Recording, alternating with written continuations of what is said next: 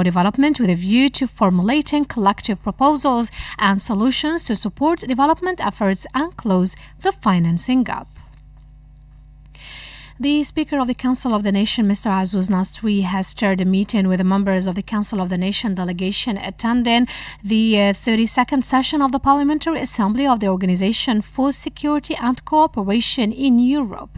The Parliamentary Assembly of the Organization for Security and Cooperation in Europe is taking place as of today in Porto, Portugal.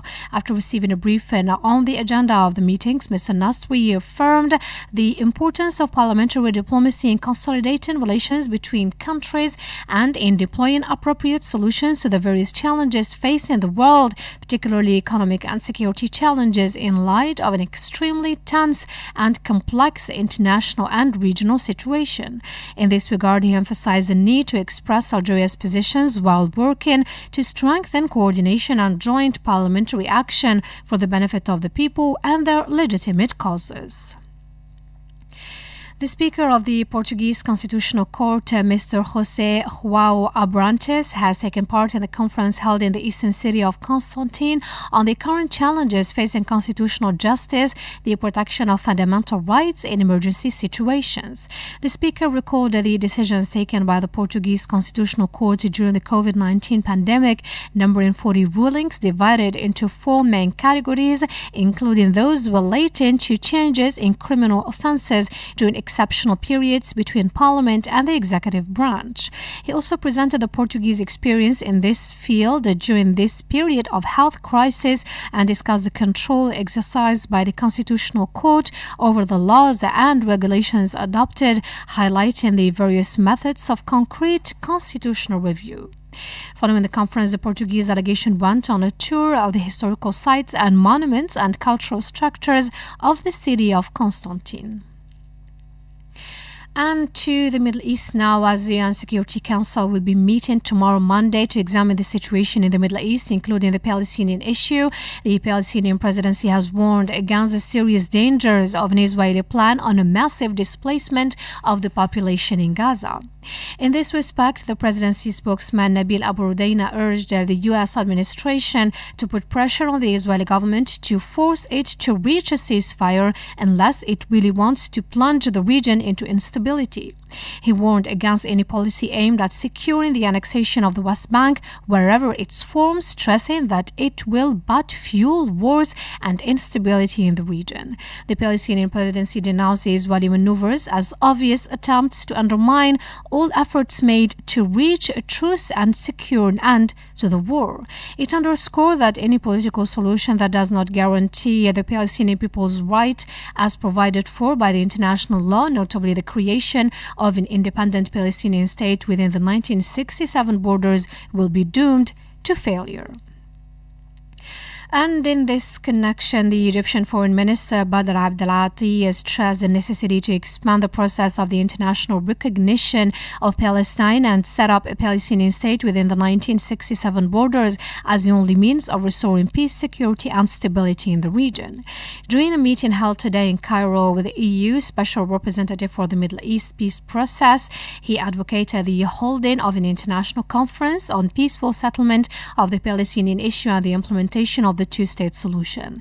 The Palestinian Foreign Ministry, for its part, called on the international community to take on or to take up its responsibility in accordance with international legality and UN resolutions and put a halt to the Jewish settlers' violence carried out against defenseless Palestinian civilians. It was quoted by the news agency Wafa as saying that the UN relevant resolutions, particularly Resolution 2334, must be implemented and that dissuasive measures must be adopted to stop the attacks launched by Jewish settlers and affiliated terrorist groups against the Palestinian people, their land, properties, and sacred places.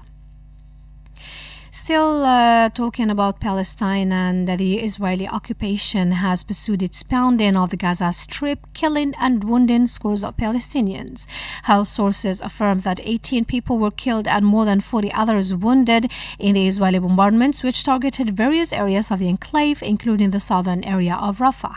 The Palestinian population faces serious shortages of food, medicine, and fuel on account of the blockade imposed by the Israeli occupying authorities on the territory since last March. You still listen to Radio Algeria International, and thousands of people have demonstrated in New York to denounce the continued genocidal Israeli aggression on Gaza. And Mariam Barshi has the details.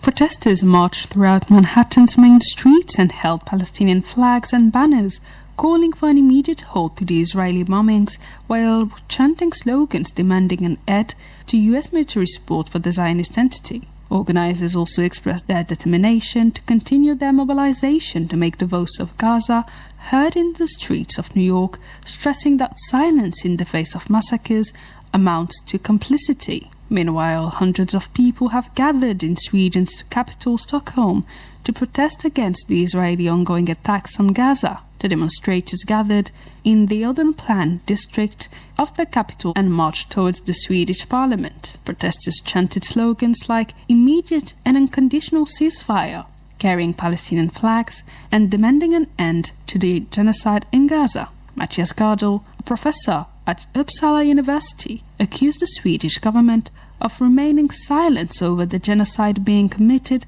by the Israeli occupation against the Palestinians. He emphasized that the Swedish government must take action against the genocide and said the government of the Israeli occupation is driving Palestinians to death camps, that is, concentration camps, using emergency and humanitarian aid sent to Palestinians as bait to shoot and kill people. He cried out with other demonstrators that those guilty of genocide in Palestine must be tried in The Hague, calling on the Swedish government to take a stand against the Israeli genocide in accordance with international law.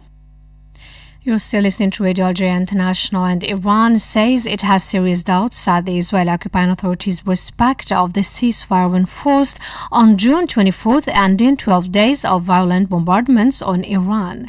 The Armed Forces Chief of Staff was today quoted by the state television as saying that Iran did not launch the war but responded to the aggressor with all its forces.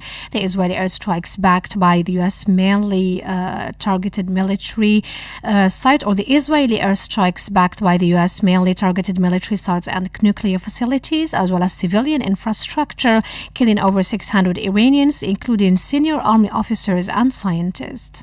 Thousands of other people were wounded in the Israeli bombardments.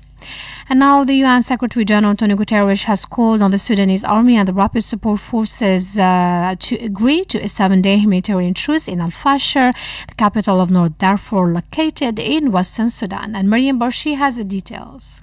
Referring to the recent attack on the humanitarian convoy involving UNICEF and the World Food Programme during a press conference at the United Nations headquarters in New York, Mr. Guterres said that the situation in Al-Fasher is dramatic. The UN chief stressed the urgency of securing a truce to allow aid to be delivered, emphasizing the extremely difficult situation of the people of Sudan who are dying of hunger. He said that a prior agreement is necessary to organize a large-scale humanitarian delivery in the Al-Fasher region. Mr. Guterres announced that he had received an encouraging response from the chairman of the Sudanese Sovereignty Council, General Abdel Fattah al-Burhan, expressing hope that both sides will understand the importance of avoiding a catastrophe in Al-Fasher. These comments come after the Sovereignty Council announced a 7-day truce in the city, although the RSF has not yet responded by Friday evening. Since the 10th of May 2024, the city of Al-Fasher has been the scene of violent clashes between the army and the RSF, despite warnings from the international community. Al-Fasher is crucial for humanitarian operations in the 5 states of Darfur. The conflict, which began in April 2023, has caused more than 20,000 deaths and displaced 14 million people, according to the United Nations and local authorities. However, American researchers estimate the death toll to be closer to 130,000. Since May 10, 2024, the city of Al-Fasher has been the scene of violent clashes between the army and the RSF, despite warnings from the international community. You're still listening to Radio Algeria International, and back to the country now. The 56th edition of the Algiers International Fair held under the patronage of the President of the Republic, Mr. Abdelmajid Tebboune, at the exhibition hall here in Algiers, has wound up with a record participation of 684 Algerian and foreign companies. During the important economic event held under the slogan for joint and sustainable cooperation, 539 Algerian companies participated, as well as 145 foreign companies from 31 countries, including the Sultanate of Oman, guest of honor at this edition. The record participation of local operators and the remarkable participation from foreign countries reflected the significant momentum of foreign participation in exhibitions and trade fairs organized at the exhibition hall here in Algiers. The Algiers International Fair is one of the main international economic events that highlights the evolution of the national economy and its productive capacities and contributes to strengthening commercial and professional exchanges through the creation of an environment conducive or conducive to partnership and foreign direct investment in various sectors. The Algerian sprinter Skander Jamil Athmani has ranked first in the 200 meters competition at an international athletics meeting held in Belgium. He completed the distance in 20 seconds and 96 hundredths. Athmani managed to cross the finish line in first place, just 1/100th of a second ahead of his main rival. You're also listening to Radio Algeria International. That's it for our news bulletin. I invite you now to listen to our economic program compiled and presented by Said Bouazi. Hello and welcome to our weekly program devoted to Algerian economic news.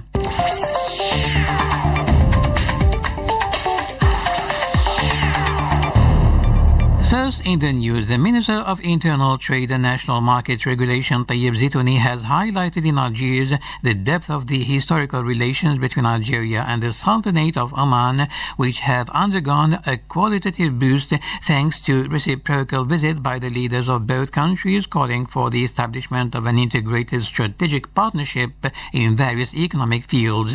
Speaking at the opening of the Algerian-Omani Economic Forum organized on the sidelines of the Sultanate of Oman's participation as guest of honor in the 56th edition of the Algiers International Fair FIA 2025, Tayyip Zitouni affirmed that a strong political will drives both countries to move from political understanding to true economic integration through the launch of investment projects and the expansion of trade.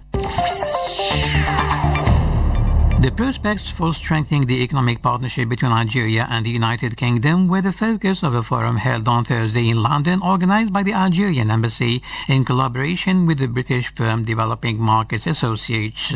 Under the slogan Algeria Open for Business, this meeting aimed at stimulating trade, boosting investment and bilateral cooperation, saw a record attendance of nearly 200 executives from various fields and specialities and economic operators specializing in industry from Algeria or based in the United Kingdom, as well as the new president of the Algerian British Business Council, former Ambassador Martin Roper.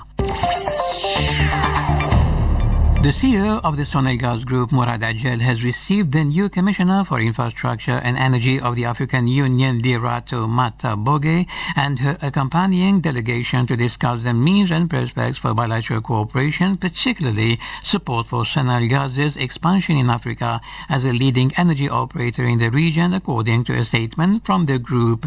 The meeting, which was attended by a representative of the Ministry of Energy, Mines and Renewable Energy, as well as senior executives from Sonelgaz, is part of the implementation of the recommendations from the country's highest authorities aimed at strengthening the connection of African countries to the electricity grid and to support development efforts in the region, as well as part of Sonelgaz's efforts to consolidate its presence on the continent.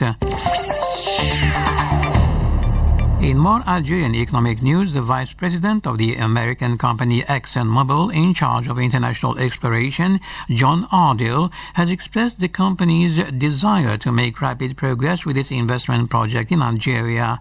In a statement to the press after a meeting with the President of the Republic, Abdelmajid Tebboune, the American official said that the meeting was excellent and we hope to make rapid progress on this investment project, which could make a significant contribution to hydrocarbon production in Algeria.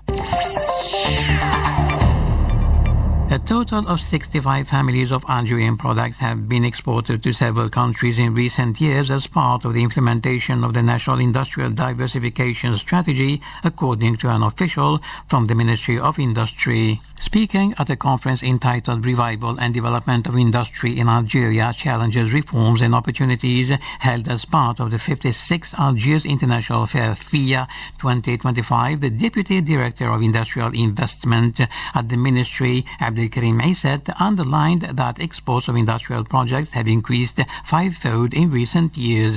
This momentum has resulted in a significant revival of the sector with strong performance in several industries, including the steel industry.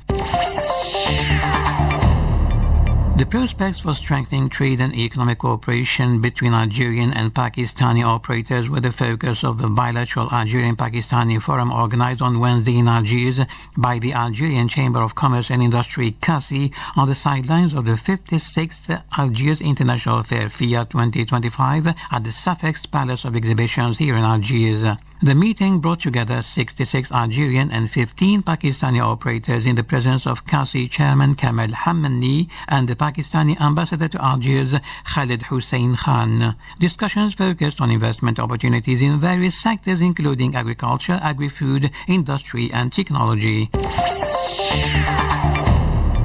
The Minister of Public Works and Basic Infrastructure, Lakhdar Rakhroukh, has said that the 76th meeting of the Trans-Saharan Road Liaison Committee held in Algiers reflects the desire of all countries caused by this infrastructure to achieve the goal of creating an economic corridor along this road. Designed with continental economic integration in mind, the corridor project aims to enhance the Trans-Saharan Highway by facilitating transit, transport, trade and investment.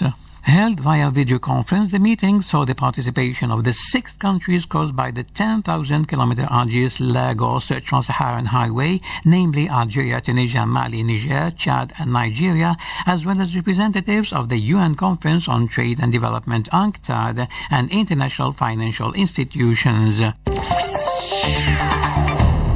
And to wrap it up, Algerian energy expert Professor Karim Zaghib has said in Iran that Algeria is on the right track towards energy transition thanks to its strategy of diversifying energy sources and its focus on clean and renewable energies.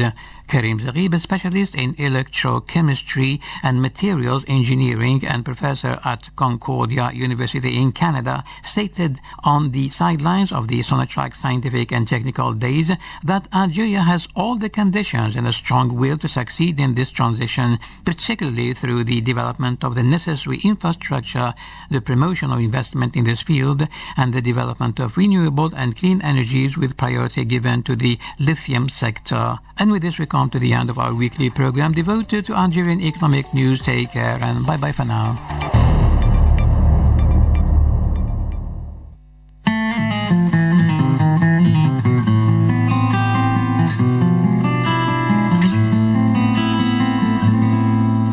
في طريقي غريب مسافر حب يشوف زين الطبيعة والمنظر مدينة لمدينة داير.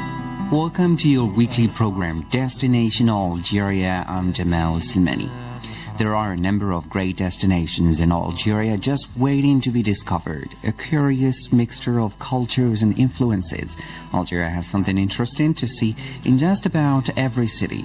The country is also the first largest on the African continent, so you can be sure that there are plenty of towns and cities to visit. Let's visit Algiers' fascinating destinations, you and I, together.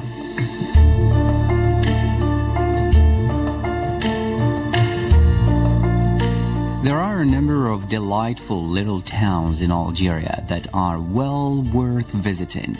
One of the lovely coastal towns you might want to know more about is that of Delis.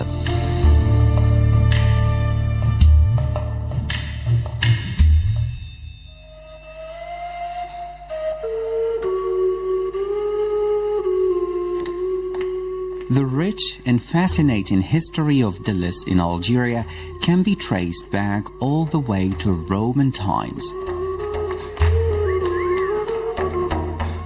In fact, it can still be seen in the form of a 2nd century Roman ruin that is found near the northern entrance of the old city.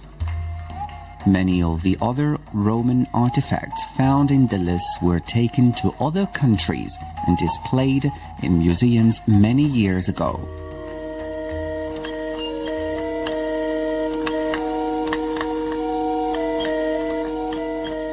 Even in Roman times, Delis quickly became a powerful and influential city.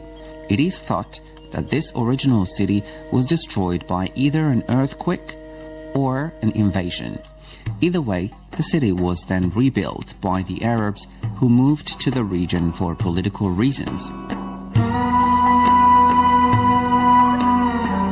During this time, it was called Tidlis.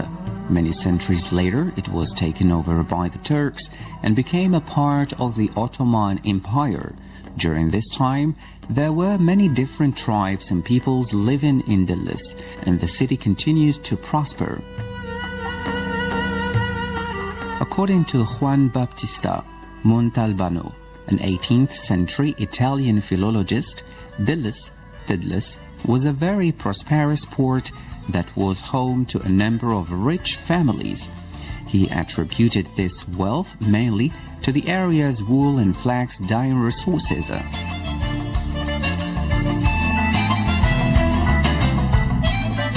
The city went on to become a popular holiday city, with many entertainment and sporting facilities being built.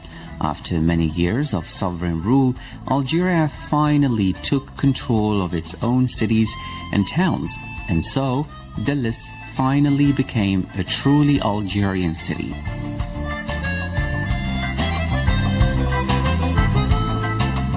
Today, Tidlis in Algeria is filled with interesting ruins, relics and artifacts. Its diverse history has given it great appeal, while its striking coastal setting and colorful sunsets just cannot be ignored.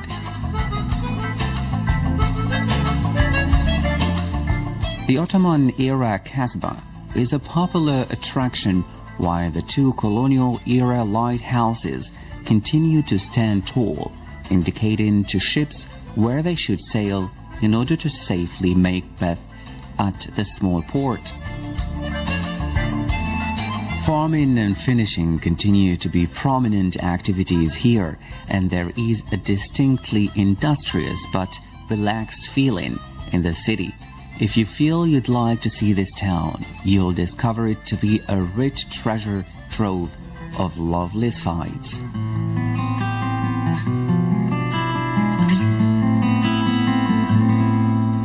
في طريقي غريب مسافر حبي يشوف زين الطبيعة والمنظر المدينة داير. Hello and welcome to Radio Algeria International. This is our second part of your program, Destination Algeria. Looking for something interesting to do while you're visiting Algeria? You might find that a trip to Wadi El Abyad will amaze and excite you. This great topographical attraction boggles the mind and gives you an immense appreciation for the wonders of nature.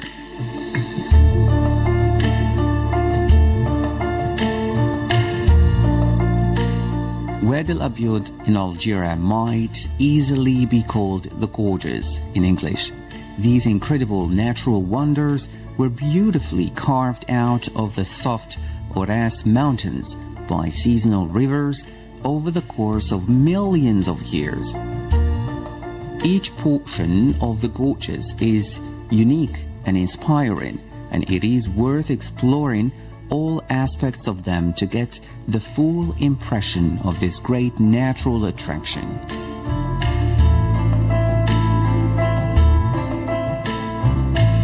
Visitors to Wadi El Abyad will usually approach via National 3 or National 31, depending on whether they are arriving from the north or south of the country. Many visitors will simply pass by without even realizing that such a great natural wonder lies close by.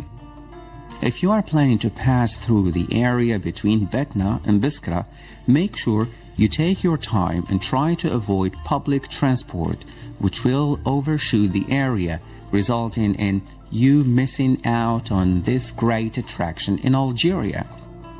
Most visitors start their exploration of Wadi El Abyad in the village of Roufi, which is the easiest place from which to reach the gorge of Tiranimim. Roufi is located about 90 kilometers from Betna and has a reputation for busy vendors enthusiastically trading goat hair carpets. However, far from impressive is the Roufi balcony, from where you can gain your first glimpse at the impressive Wed El Abiud gorges you will be exploring from high above. After venturing through the village and setting out for the gorges, you will find the walk on foot very pleasant as a palm-sided river bed accompanies you on your trek. Steep hillsides and the little river keep you cool even in summer. Little villages do the route and can be explored as you make your way along. If you travel in a southerly direction, you should reach the Benyan Oasis by lunchtime and the beautiful Mshumish Oasis by the end of the day. You can choose how long you want to spend walking Wed El Abiud in Algeria, but if you walk the whole way, it will take you 3 to 4 days. Visitors should keep in mind that the area is fairly rural and there isn't much in the way of accommodation, although you should find nice enough facilities at some of the bigger pit stops along the way. For that reason, you should take your own camping equipment, food and bedding, although you shouldn't have to carry too much, as supplies can usually be purchased along the way.